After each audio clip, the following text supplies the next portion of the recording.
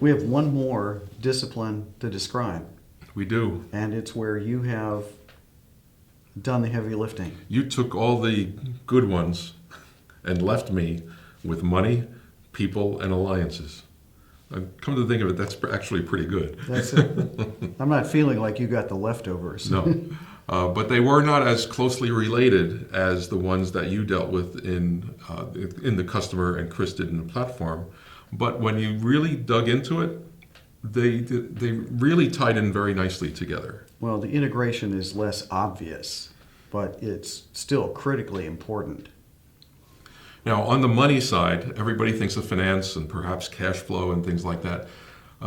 We're not accountants. We didn't take an accounting approach to this. We took a philosophical and strategic approach to the nature of money and finance, because we look at it more as an economist would look at it, which would be capital. Because capital is not just money. Capital is your knowledge, your experience, the processes that you have, the things that you do differently from competitors. And those are things that are often overlooked.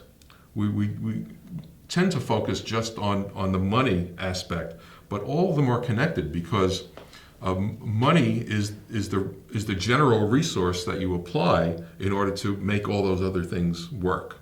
So we try to take it up to a different level. So if you're coming to UnSquaring thinking you're going to learn about cash flow management and how to work with your bank or how to negotiate a really good lease, this is the wrong place to go. Mm-hmm. But if you're looking at how to use finance and things related to the capital in your business as a competitive weapon, this is definitely the place to go. Mm-hmm.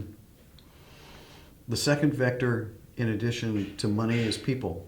It certainly is, and we need people in our organization because we're part of the content creation business, of course. We need creativity, but we also need the ability of people to manage that process of production and implement the ideas of others. Too often, though, when we have a human resource need, we tie it to a piece of equipment or a certain position on a shop floor. Mm-hmm. But we take a much longer term view of people as a resource that needs to be cultivated and developed over time.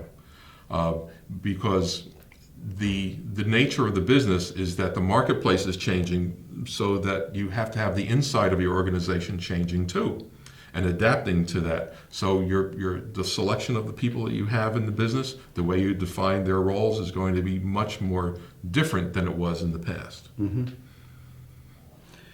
And the last of those three interrelated vectors is probably the most controversial of the three, which is alliances. Right. Now, printing organizations have always farmed out work they could not do inside to someone else.